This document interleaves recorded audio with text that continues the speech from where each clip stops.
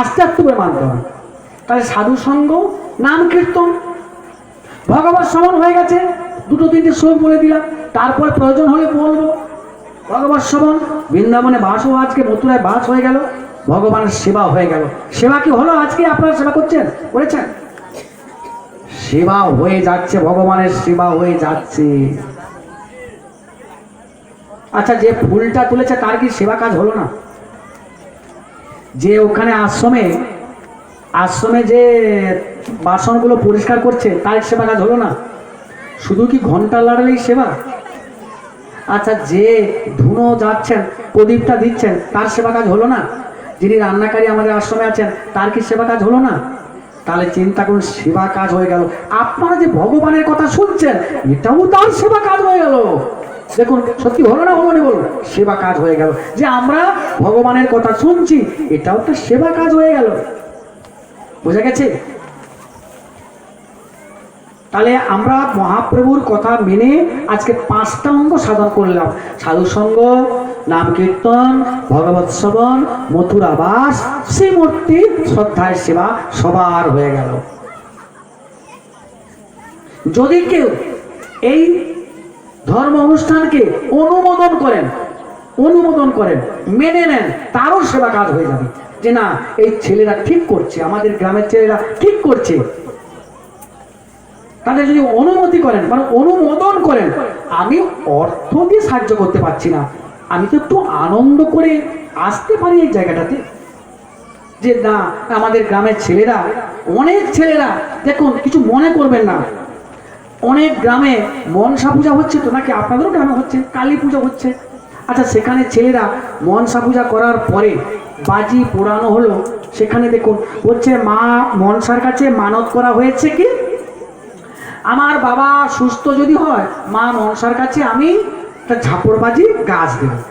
ঝাপড়বাজি গাছ দিলেন, হ্যাঁ গাছ দেন, বাজি ফোটান, কিন্তু এই যে মানত, আমার বাবা সুস্থ হলো, আমি ঝাপড়বাজি দিলাম, এটা কি ঠিক?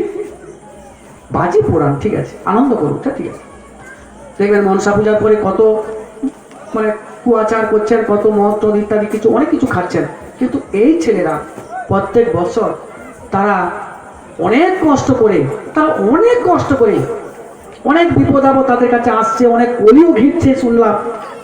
তা অনেকে আছে, গ্রামবাসীগণ আছেন, আমার পক্ষ থেকে, এই আশ্রমের পক্ষ থেকে আমি আপনাদের কাছে হাত জোড় করে বলবো, এই ধর্মকে আপনারা নষ্ট করবেন না, এই প্রতিষ্ঠাকে আপনারা নষ্ট করবেন না। দেখবেন আপনাদের ক্ষতি হয়ে যাবে। একদিন আমার কথা মনে রাখবেন, যদি এই প্রতিষ্ঠা নষ্ট হয়ে যায়, আপনাদের বিরাট ক্ষতি হয়ে যাবে। ভাববেন না এটা একদিনের কারো সাধনা হয়েছে, বহু জন্মের সাধনার ফলে হয়েছে। বলে, হ্যাঁ বাবা, কোনো কি প্রমাণ দিতে পারেন যে বহু জন্মের সাধনার ফলে আমরা এসেছি, বা বহু জন্মের সাধনার ফলে এই ছেলের আশ্রম করেছেন, জগন্নাথ দেবের রথযাত্রা করেছেন? কোনো কি প্রমাণ আছে? আমি ভাগবত থেকে প্রমাণ দেব, যেহেতু ভাগবত প্রবচন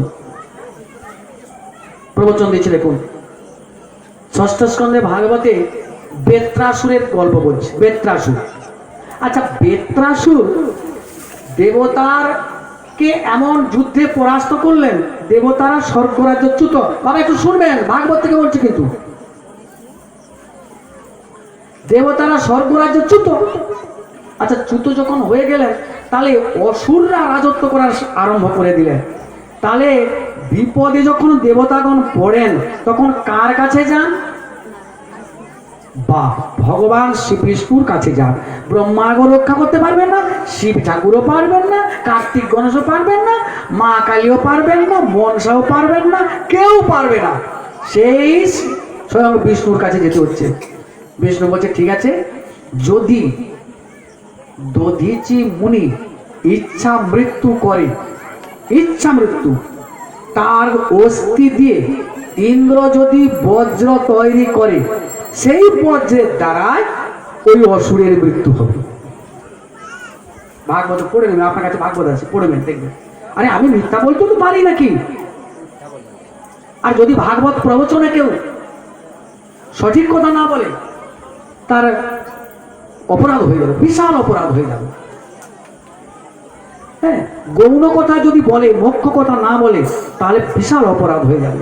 যাক, এবারে বজ্র তৈরি করার পরে দেবরাজ ইন্দ্র এসে গেছেন যুদ্ধে। তখন বজ্র দেখে বেত্রাসুর বলছেন, বা আমার মৃত্যুর জন্য একজন নিরীহ ঋষিকে, নিষ্পাপ ঋষিকে ইচ্ছা মৃত্যু করতে হলো, তার অস্থি দিয়ে আপনারা বজ্র তৈরি করলেন আমাকে মারার জন্য। হে ভগবান শ্রী বিষ্ণু, আপনি যদি আমার প্রাণটা চাইতেন আমি তো দিয়ে দিতাম, কেন আপনি এত কষ্ট করলেন? তবে আমি মৃত্যুর জন্য প্রস্তুত, আমি অস্ত্র ত্যাগ করলাম। দেবরাজ ইন্দ্র বজ্র নিয়ে দাঁড়িয়েছে বলে, অবাক কথা, এই অসুরের মুখে কি কথা রে বাবা, হ্যাঁ ঠিক আছে। তখন সেই অসুর বলছেন, মানে বেত্রাসুর বলছেন, হে ভগবান শ্রী বিষ্ণু, শুনে রাখুন এই দুটি কথা আপনার সবাই। আপনারা কত পুণ্য করেছেন, আপনাদের গ্রামের ছেলেরা কত পুণ্যের ফলে এই প্রতিষ্ঠাকে করতে পেরেছেন, আশ্রম প্রতিষ্ঠা, এইখানেই তার প্রমাণ আছে। বেত্রাসুর বলছেন, হে ভগবান শ্রী বিষ্ণু,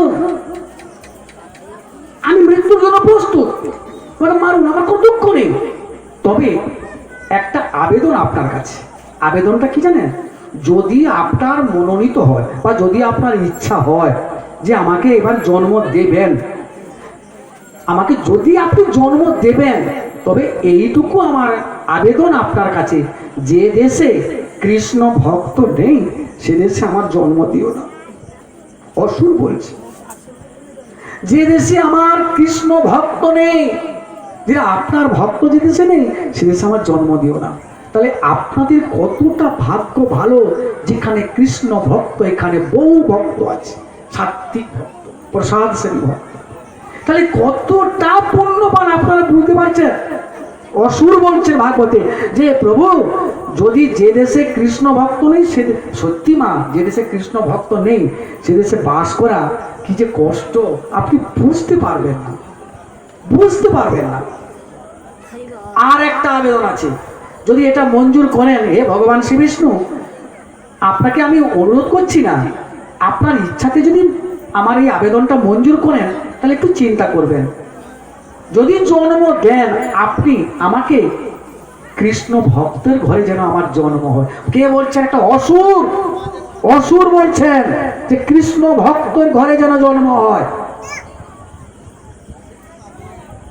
কি পেলাম ভাগবত থেকে? আশা করুন সবাই, এটাই আশা করুন যে আমরা আপাতত যেন এ জন্মে হোক, কোনো জন্মে যেন কৃষ্ণ ভক্ত হতে পারি, বা আমরা এইভাবে আমাদের গ্রামের ছেলেরা একটা আনন্দ করে ছোটোখাটো আশ্রম করেছেন, তাকে আমরা অনুমোদন করে করতে পারি, আনন্দ করতে পারি, বছরে 1 2 দিন 4 দিন 10 দিন এসে আমরা আনন্দ করতে পারি, যেমন যে পারি সাহায্য করতে পারি। করতে পারলে দেখবেন কতটা আনন্দ পান, আপনারা বলবেন, আমাকে বলবেন কতটা আনন্দ পান। আচ্ছা দেখুন, এখন তো প্রায় জ্বর হচ্ছে, করোনা জ্বর, করোনা তো এসে গেছে, পুরো ঘেরে গেছে, হ্যাঁ, তাহলে জ্বর। আচ্ছা, একটা জ্বর হলে মানুষের 5,000 7,000 টাকা চলে যাচ্ছে সামান্য একটু জ্বর হলে। কেন? এই ছোট্টখাটো একটু আশ্রমরা ছেলেরা করেছে, আমি কি 50 টাকা দিয়ে তাদের একটু সাহায্য করতে পারি না? আমি কিন্তু বলছি না এখানে টাকা দেওয়ার কথার জন্য আমাকে বলে না কমিটির কেউ ছেলে যে আপনি একথা বলুন, একথা সত্যি বলছি আমি। কেউ একথা আমাকে জীবনে কোনোদিন বলে না, আর এই কথাটাও আমি জীবনে এখানে কোনোদিন বলি না, আজকে বলছি। কেন জানেন? আমাদের ধর্মটা নষ্ট হয়ে যাচ্ছে আস্তে আস্তে করে, আর এই ধর্মকে রক্ষা করতে হলে এই গ্রামে গ্রামে একটু আশ্রম করা উচিত, একটু ভাগবত প্রবচন করা উচিত, একটু ভালো ভক্ত, মানে কীর্তন করুন, প্রকৃত যিনি ভক্ত বা প্রকৃত বৈষ্ণব, যিনি তত্ত্ব কথা জানেন, মানে ভগবত তত্ত্ব জানেন, ওই তত্ত্ব সে তত্ত্ব সে তত্ত্ব না, এই ইত্যাদি তত্ত্ব না, হ্যাঁ, ওই তত্ত্ব এনে কোন মানুষের মঙ্গল হবে না, হ্যাঁ, কাবুল কোলা ভগবানকে দেওয়া হবে না, আবার বারবার বলছি, হ্যাঁ, এই জুতো কোথায় রাখা হবে, হরি মন্দির বাঁধারে করতে হবে, এসব তত্ত্ব কথা নয়, ওগুলো তত্ত্ব নয়। তত্ত্ব ভগবত তত্ত্ব, যে করে মানুষ ভগবত ধামে ফিরে যেতে পারে। আর প্রত্যেকে আমাদের কাজ কি হবে? যেখান থেকে এসেছি সেখান থেকে ফিরে যাওয়া, আবার সেখানে ফিরে যাওয়া, এটাই হচ্ছে তত্ত্ব। কি করলে মানুষ, মানে ভক্তরা সেই ভগবত ধামে ফিরে যাবে, সেটাই হচ্ছে তত্ত্ব। বলুন যে মানুষ কি করলে আবার সেই ভগবত চরণ সান্নিধ্যে আমরা যেতে পারবো, এটা কেন বলতে না? এটাই বলুন, নাকি এটা বলতে হবে নাকি? না আবার জন্ম, আবার মৃত্যু, আবার জন্ম, আবার মৃত্যু। এইসব কথা বলে মানুষকে বিভ্রান্ত করবেন না। ভগবত ধামে পেয়ে যেতে হলে মহাপ্রভুর আদর্শ মেনে এগুলো আমাদের করতে হবে, বোঝা গেছে? তবে এবারে ভক্ত ভক্ত আমরা তাহলে ভক্তরা অনুষ্ঠান করছেন, আপনারা আজকে ভক্ত, সবাই আমরা কিন্তু ভক্ত, সবাই ভক্ত। কিন্তু চৈতন্য চরিতামৃতকে নিয়ে যেভাবে আমাদের বাংলায় তোলপাড় চলছে, চৈতন্য চরিতামৃত থেকে বলছি, দেখুন ভক্ত কাহাকে বলে। আমি গীতা থেকে দুটো শ্লোক বলছি, আপনারা অনেকে জানেন, অনেকেই শ্লোকটা জানেন। মনুষ্যানাং সহস্রেষু কশ্চিৎ যততি সিদ্ধয়ে যত তামপি সিদ্ধনাং কস্মিন ন ব্যতিতত্ত্বত বহুনা জন্মনামান্তে জ্ঞানমানমাং প্রপদ্যতে বাসুদেবং স্বমিতি সব মহাত্মা সুদুর্লভা। মা গো, এই দুটো শ্লোক আমি তাড়াতাড়ি করে একটু বলে দিলাম, তবে আমি আস্তে আস্তে করে ব্যাখ্যাটা করছি। দেখুন, মনুষ্যানাং সহস্রেষু, চৈতন্য চরিতামৃত থেকে বলবো আমি, সহস্র সহস্র মানবের মধ্যে বা মানুষের মধ্যে একজন, কেউ একজন শ্রদ্ধাবান হয়। শ্রদ্ধাবান মানে কি জানেন? শ্রদ্ধা শব্দের অর্থ সুদৃঢ় বিশ্বাস। বিশ্বাস, ভগবানের প্রতি বিশ্বাস করে সুদৃঢ়। আমি যদি করোনায় মরে যাই, যাব, আমি ভাগবত, আমি আসি না এই গ্রামে, কঠিন করোনায় আসি না ভাগবত পাঠ করতে। কঠিন করোনাতে রাস্তায় একটা জন নেই, তবু আমি এত দূর থেকে এই গ্রামে, এই সামনে তার মায়ের শরীর অসুবিধা, সেখানে আমি 3 দিন ভাগবত করেছি। হ্যাঁ, কেউ বাড়ি থেকে বেরোয় না, একজনও বেরোয় না, আমি ভাগবত করে গেছি। আমি যদি এই জগতে তো মৃত্যুশীল, আমার দেহ তো মৃত্যুশীল, মরবো, করোনায় মরে যাবো, ক্ষতি কি আছে? মরতে তো হবে নাকি? তো করোনার জন্য পিছিয়ে থাকলে কি কিছু হবে? এই করোনা করোনা করে পিছিয়ে পিছিয়ে আমাদের তো অবস্থা গরম হয়ে শেষ হয়ে যাচ্ছে আমরা। হ্যাঁ, এই করোনা থাকবে, তার মাধ্য থেকে আমাদের ভগবত কথাও শুনতে হবে, গৃহ কর্ম করতে হবে আমাদের আস্তে আস্তে করে, তবে তা মেনে চলতে হবে, মেনে চলতে হবে। যেটা সরকার আমাদের নিয়ম করেছেন সেটাকে মেনে চলতে হবে। মেনে চললে ভালো হোক মন্দ হোক মানতে হবে একটু। আজকে একজনের মুখে মাছ আছে, দেখুন তো বাবা, এই তো প্রায় 500-700 জন বসে আছেন, একজনের মুখে মাছ আছে, একজনের মুখে মাছ নেই। কেন? বাড়ি থেকে আপনারা বেরোলেন, করোনা মাস্ক পরলেন না, এত জন এসে বসে বললেন হু হু করে, ঠাঁচাঠাঁচি করে এইটুকু জায়গার মধ্যে। হ্যাঁ, শিখিয়ে দিচ্ছেন আপনারা কাদেরকে জানেন? ধর্মের জগৎকে শিখিয়ে দিচ্ছেন, দেখো আমরাও ভয় পাই না মৃত্যুকে। মৃত্যু যদি আমাদের কাছে আসে, স্বেচ্ছায় বরণ করবো বেত্রাসুরের মতো, ব্যাস মরবো, মরতে হলে মরবো। কি করে মরবো? জানি জানি শরণাং ব্যাপী ভাবং তচ্যুতন্তে কলে বড় তং তমে বৈত কুন্ত সদা তদ্ভাবে ভাবিত অন্তকালে চ মামেবাং শরণা মুক্তা কলে বড় জপ্রয়াতি মদভাবং জাতি নাস্তাত্ম সংসার। অন্তিম কালটা যেন আমরা ভগবানের নাম করতে করতে এই দেহযাত্রা অবসান করতে পারি। তাহলে ভক্ত কি না? মনুষ্যানাং সহস্রেষু কশ্চিৎ যততি সিদ্ধয়ে, সহস্র সহস্র মানবের মধ্যে কেউ একজন শ্রদ্ধাবান হন, মানে সুদৃঢ় বিশ্বাস। এই যে এতজন ভক্ত সুদৃঢ় বিশ্বাস করে বাড়ি থেকে বেরিয়ে এসেছে, সুদৃঢ় বিশ্বাস। আবার এইভাবে কোটি কোটি সুদৃঢ় বিশ্বাসের মধ্যে একজন কেউ নিষ্ঠাবান হন, নিষ্ঠা হন। এরপরে কেউ একজন নিষ্ঠাবান হতে হতে কেউ একজন শুদ্ধ ভক্তে পরিগণিত হন।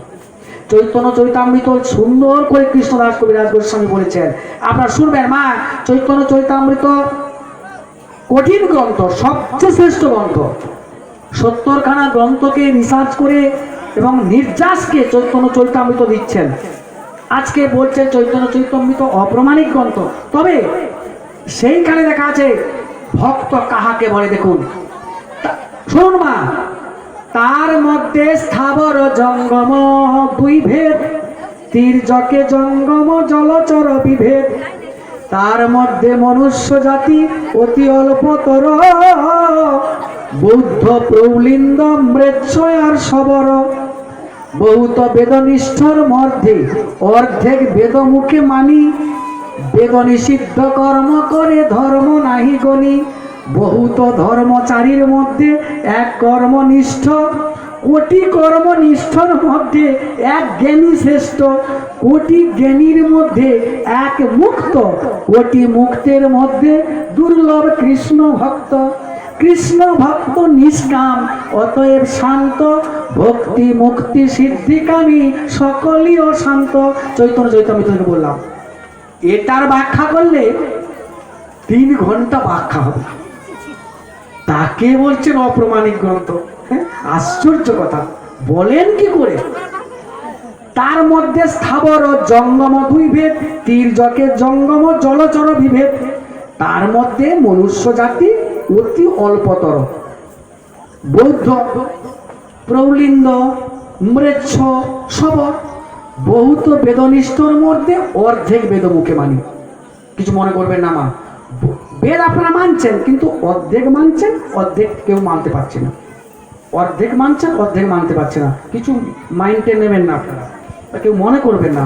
অর্ধেকটা মানছেন কি, সব কিছু করছেন। আপনারা হয়তো কেউ বলছেন যে একাদশী করার দরকার, কিন্তু সেখানে কি হচ্ছে না, অর্ধেক বেদ মানছেন, অর্ধেক মানতে পারছেন না। পুরো বেদকে যদি মানতে হয় তাহলে কিন্তু একাদশী করতেই হবে, প্রত্যেকটা একাদশী করতে হবে। আর যদি মনে করেন অর্ধেক বেদ মানবেন, তাহলে হয়তো করতে পারেন, না করতে পারেন, সেটা আমিও কি করব। বহুত বেদ নিষ্ঠর মধ্যে অর্ধেক বেদ মুখে মানি। বেদ নিষিদ্ধ কর্ম করে ধর্ম নাই গণি। বেদের যে নিষিদ্ধ কর্মগুলো করছে মানছে না, বেদ নিষিদ্ধ কর্ম করে ধর্ম নাই গণি। বহুত ধর্মচারীর মধ্যে এক কর্মনিষ্ঠ। এভাবে বহু ধর্মচারীর মধ্যে একজন কর্মনিষ্ঠ, কর্মের প্রতি তার নিষ্ঠা এসেছে। বহুত কর্মনিষ্ঠর মধ্যে এক জ্ঞানী শ্রেষ্ঠ। কোটি জ্ঞানীর মধ্যে একজন মুক্ত, কোটি মুক্তের মধ্যে দুর্লভ কৃষ্ণ ভক্ত। কৃষ্ণ ভক্ত নিষ্কাম।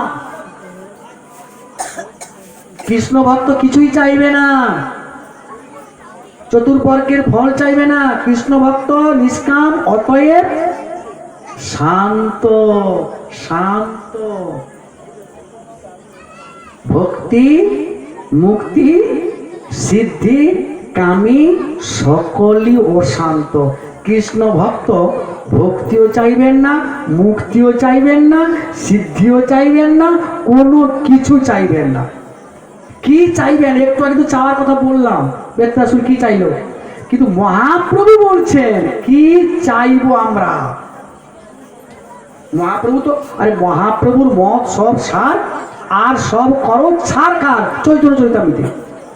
মহাপ্রভুর মত ব্যতীত কোনো মত পোষণ করা যাবে না, কোনো মত শোনা যাবে না। আর শুনলে আপনি বিপদে পড়ে যাবেন, পরিষ্কার কথা। বোঝা গেছে? তাহলে কি চাইবেন? মহাপ্রভু বলেছেন কি চাইবেন, মা শুনবেন কি চাইবেন। মহাপ্রভু শিক্ষাষ্টকমে আছে, কি আছে? ন ধনম ন জনম ন, এই দেখছেন বলে দিতে আপনার বলে দিচ্ছে, হুড় করে বলে দিচ্ছে সবাই। ন ধনম ন জনম ন সুন্দরী কবিতা বা জগদীশ কাময়ে মম জন্মনি জন্মনীশ্বরে ভবদাত ভক্তি রয় প্রভু। হে ভগবান, আমি ধন চাই না, জন মানে আত্মীয় চাই না, ন সুন্দরী সুন্দরী স্ত্রীও চাই না, বিষয় চাই না। মম জন্মনি জন্মনীশ্বরে জন্ম জন্ম যেন আমার ভগবত ভক্তি হয়। মহাপ্রভুর আদর্শের বাণী দেখুন। ভক্তগণ যদি চাইতে হয় এটাই চাইবেন, ন ধনম ন জনম ন সুন্দরী। হ্যাঁ, ধন চাইবেন কতটা? মহাপ্রভু একটা শিক্ষাতে বলেছেন, ধন চাইবেন, টাকা চাইবেন কতটা জানেন? শরীর রক্ষার্থে যতটুকু অর্থের প্রয়োজন, এর বেশি সঞ্চয় যদি করা হয় তাকে বলা হচ্ছে অপরিগ্রহ সাধন। মহাপ্রভু 5টে সাধনার কথা বলে গেছেন, কোনো চাওয়া পাওয়া হবে না। অন্য অভিলাষ শূন্য জ্ঞান কর্ম ধনাবৃত অনুকূল্যে ন কৃষ্ণ অনুশীলন ভক্তি উচ্চতে। অর্থাৎ আমাদের রূপগোস্বামী পাদ, যিনি ভক্তি সমৃত সিন্ধু প্রবচন করেছেন বা প্রণয়ন করেছেন বা লিখেছেন, তিনি সেখানে লিখেছেন অন্য অভিলাষ শূন্য। কোনো অভিলাষ করা হবে না মা, এটা আমি বারবার একটা কথা বলছি। অন্য অভিলাষ শূন্য, জ্ঞান কর্ম দোনাবৃতম অনুকূলেন কৃষ্ণ অনুশীলন ভক্তির উচ্চতে। এর বাংলাটা ভক্তিনাথ ঠাকুর বলেছে, দেখুন, অন্যয় অভিলাষ ছাড়ি জ্ঞান কর্ম পরিহরি কায়ে মনে করিব ভজন না পুজিব দেবী দেবা করিব কেবল কৃষ্ণ সেবা এই ভক্তি পরম কারণ। বর্তমান সমাজে বললে কেউ শুনবে? হ্যাঁ, আমি যদি বলি না পুজিবে দেবী দেবা করিবে কেবল কৃষ্ণ সেবা এই ভক্তি পরম, এটাই হচ্ছে মূল ভক্তি। দেবী দেবীর কাছে ভক্তি নেই, দেবী দেবী রক্ষা করতে পারবেন না, তাহলে নিজেরা সুরক্ষা নয়, কাকে সুরক্ষা করবেন?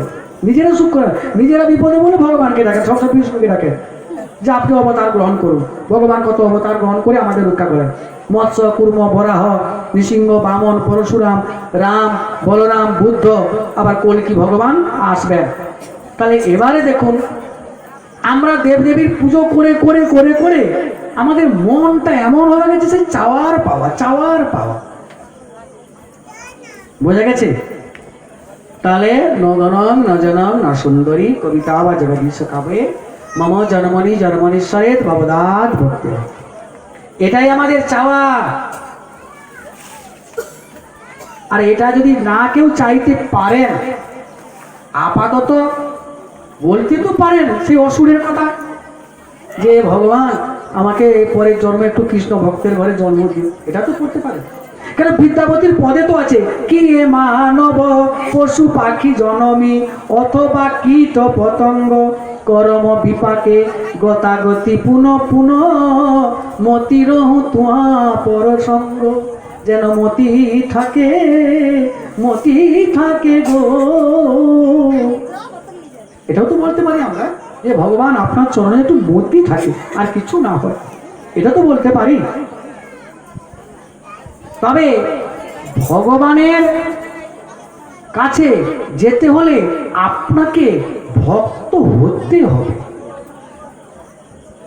ভক্ত কিন্তু আস্তে, আমি এক জন্মের কথা বলি না, আস্তে আস্তে করে ভক্ত হতে হবে। তো এক জন্মে যে শুদ্ধ ভক্ত হয়ে যাবেন তার কিছু ঠিক না, আস্তে আস্তে করে ভক্ত হতে হবে। সেটা কি না, বহুনা জন্ম না মানতে জ্ঞানমানবান প্রপদ্যতে বাসুদেবং সবিতি মহাত্মা সুদুর্লভা। অনেক কষ্টের ফলে সুদুর্লভ, বহু জন্মের সাধনার ফলে তিনি একজন শুদ্ধ ভক্ত হন। শুদ্ধ ভক্ত, ভক্ত আর শুদ্ধ ভক্ত, ভক্ত কেমন শুদ্ধ ভক্ত কেমন? হ্যাঁ, শাস্ত্রে কি কোথাও আছে শুদ্ধ ভক্তের কথা? আছে, বহু জায়গায়। শুদ্ধ ভক্ত চরণের রেণু ভজন অনুকূল, আমাদের পদাবলী কীর্তনে আছে, আছে। আমি মিথ্যা কথা বলছি? শুদ্ধ ভক্ত চরণ রেণু পদ চরণ ভজন অনুকূল। তাহলে শুদ্ধ ভক্ত যতক্ষণ না হওয়া যায়, ভক্ত হয়েছেন ঠিকই আছেন সবাই আপনারা ভক্ত, শুদ্ধ ভক্ত হতে হবে। শুদ্ধ ভক্ত হতে হলে কি জানেন? ভগবানের অনিবেদিত বস্তু গ্রহণ করা হবে না, এটাই সহজ কথা, আমার সহজ কথা। আর যারা ভক্ত হয়েছেন, ধরো কিছু, এটা মাইন্ডে নেবেন না কেউ, দুপুরবেলা হয়তো ভগবানের ভোগ দেন, রাতের বেলা হয়তো কেউ অখাদ্য কুখাদ্য খান, অনেকে খান, হ্যাঁ, মাছ খান, আবার রাতের বেলা হয়তো খান। কিন্তু এটা ঠিক নয়। যাদের বাড়িতে মহাপ্রভু আছেন, গোপাল বিগ্রহ আছেন, তাদেরকে আদৌ মাছ মাংস পেঁয়াজ রসুন খাওয়া উচিত নয়, চা পান বিড়ি সিগারেট ইত্যাদি খাওয়া উচিত নয়। তাদেরকে শুদ্ধ ভক্ত হতে হবে। কি না, ভগবানের অনিবেদিত বস্তু গ্রহণ করা হবে না। আর ভগবানের অনিবেদিত বস্তু যদি গ্রহণ করা হয়, তখন তিনি শুদ্ধ ভক্তে পরিগণিত হবেন না। বুঝা গেছে? আপনারা তো ভক্তের কথা কত শুনেছেন। আচ্ছা, ভক্ত প্রহ্লাদের কথা কি শুনেছেন মা? সবাই শুনেছেন? নিতাই গৌর প্রেমানন্দে হরি বল। প্রহ্লাদ শুদ্ধ ভক্ত ছিল না? তার জীবনে কি কষ্ট আসেনি মা? আর এবার জোরে করে একটু হরি বল দেন। নিতাই গৌর প্রেমানন্দে হরি বল, হরি বল, হরি বল। বেশ, সুন্দর। আজকে খুব আনন্দ পেলাম, এত বিপদের মধ্যেও আপনারা যে এখানে এত ভক্ত এসেছেন, খুবই আনন্দ পেলাম, খুব আনন্দ পেলাম। হ্যাঁ, পদ কীর্তন, এই তো পদ কীর্তন গাইলাম, পদ কীর্তন গাইছে শুনুন। শুদ্ধ না না, এবার পদ কলি কুক, যদিও আমরা সকালবেলা গাই, তবু এমন সময় গাইছি, দেখুন কোথায় লেখা আছে, দেখুন শুদ্ধ ভক্ত পালনের কথা লেখা আছে, যে ভগবান শুদ্ধ ভক্তকে পালন করেন। আমি বলে দিলাম যে আপনার শুদ্ধ ভক্ত হন, আপনারা বলবেন শুদ্ধ ভক্ত হলে কি আমাদের রক্ষা করবেন ভগবান? স্বাভাবিক কথা। কোথায় আছে? পদের মধ্যে আছে। কলি কুকুর কদন যদি চাও হে, কলি যুগ পাবন কলি ভয় নাশন, শ্রী সচিনন্দন গাও হে। গদাধর মাদন নিতাই প্রাণধন, অদ্বৈত প্রপূজিত গোরা, নিমাই বিশ্বম্বর শ্রীনিবাস ঈশ্বর, ভকত সমূহ চিত চোরা। নদিয়া শশধর, শশধর মানে কি? চন্দ্র। নদিয়া শশধর মায়াপুর ঈশ্বর, নাম প্রবর্তন সুর, গৃহীজন শিক্ষক নাসিকুল নায়ক, মাধব রাধা ভাবপুরা। গৃহীজন শিক্ষক, আমাদের শিক্ষক কে? মহাপ্রভু। গৃহীজনের শিক্ষক মহাপ্রভু। আর নাসিকুলের নায়ককে, নাসি মানে সন্ন্যাসী, নায়ককে মহাপ্রভু। নাসিকুল নায়ক মাধব রাধা ভাবপুরা, মানে রাধার ভাব তার মধ্যে ভর্তি। সার্বভৌম শোধন গজপতি তারণ, রামানন্দ পোষণ বীর, রূপানন্দ বর্ধন সনাতন পালন, হরিদাস মোহন ধীর। ব্রজরস ভাবন দুষ্ট মত সাধন, কপটি বিঘাতন কাম, শুদ্ধ ভক্ত পালন। আমি যে প্রবচন করছি তার অনুকূলে পদাবলী গাইতে হবে। ভক্তের কথা, শুদ্ধ ভক্তের কথা গাইছি। এখানে কি আছে? শুদ্ধ ভক্ত পালন, শুষ্ক জ্ঞান তারণ, ছল ভক্তি দূষণ রাম। বাবা কিছু মনে করছেন নাকি?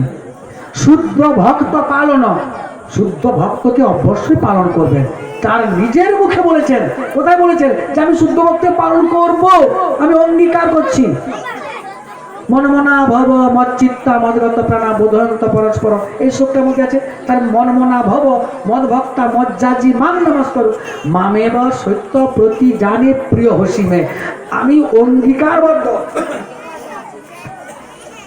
আমি সত্যে আবদ্ধ করছি, আমি ভক্তকে পালন করব, পালন করব। রাজবিদ্যা রাজগুজ্জ যুগে শ্লোক আছে তো, দেখছেন তো? অনন্যে চিন্তন্তে মান যে জনা পর্যুপাসতে, তেষা নিত্যাভিযুক্তং যোগক্ষেমং বহাম বহাম। আমি ভক্তের মাগো, ভক্তের বোঝা ভগবান তার বাড়িতে দিয়ে আসবে। এই উদাহরণস্বরূপ এই গল্পটা কেউ জানেন? গল্প নয়, ভগবানের কথা গল্প নয়, উদাহরণটা জানেন না? আপনার হাত তুলুন তো, কতজন জানেন এই উদাহরণটা? ভক্তের বোঝা ভগবান তার বাড়িতে বয়ে দিয়ে আসবেন। এই উদাহরণটা একটা উদাহরণস্বরূপ একটা আছে, গ্রন্থে আছে, যার ভক্তমান গ্রন্থে আছে। অর্জুন মিশ্র, মায়ের দিকে শুনবেন, তাহলে একটা এই উদাহরণটা বলি, আপনারা আনন্দ পাবেন, খুব আনন্দ পাবেন।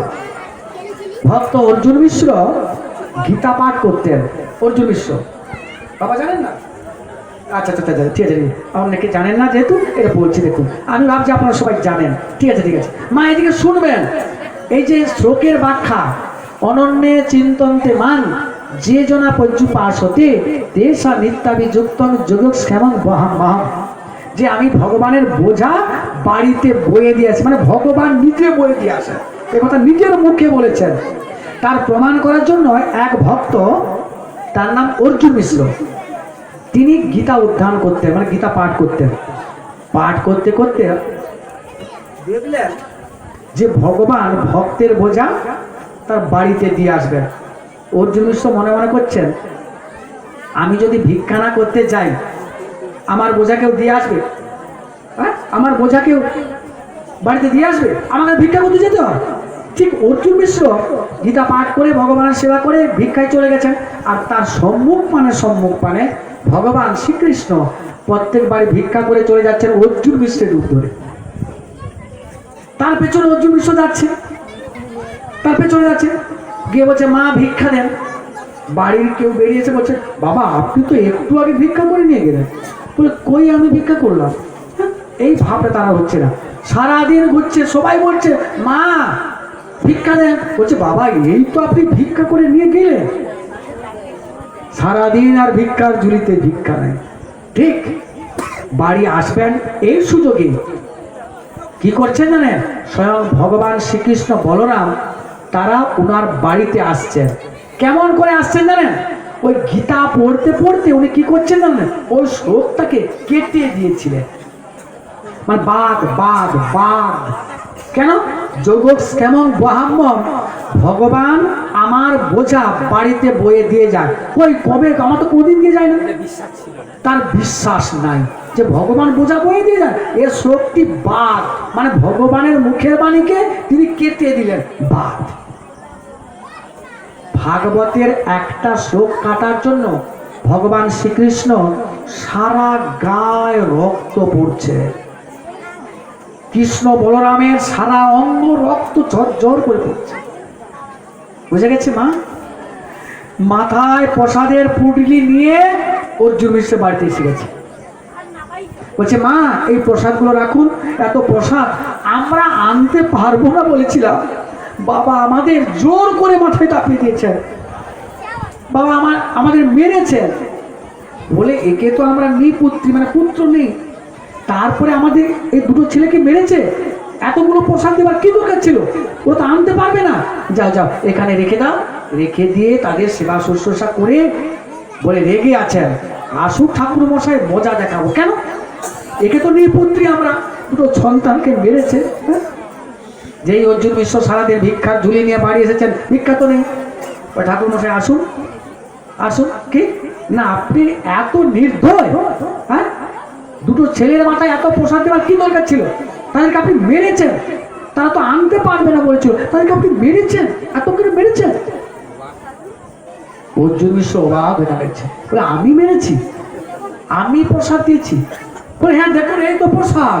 দেখছেন বিশাল প্রসাদের পুরলি পড়ে আছে।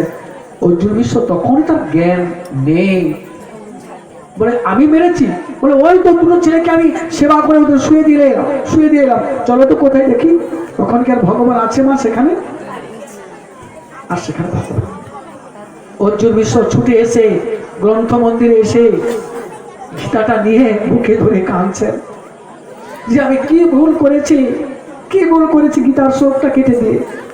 আবার তিনি পুনশ্চ লিখে দিলেন, অনন্য চিন্তন্তে মাং যে জন পূজ্যপাসতে তে সানিত্যাবিযুক্ত জগৎক্ষেমং বহাম্যহম। তাহলে এর থেকে বোঝা যায় ভগবানের শুদ্ধ ভক্ত হলে ভগবান বোঝা।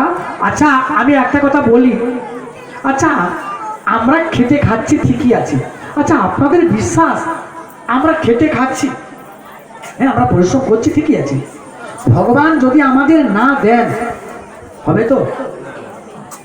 ধরুন আজ থেকে কয়েকদিন বর্ষা হয়নি, এই করে দেখুন 2 মাস আর বর্ষা হবে না।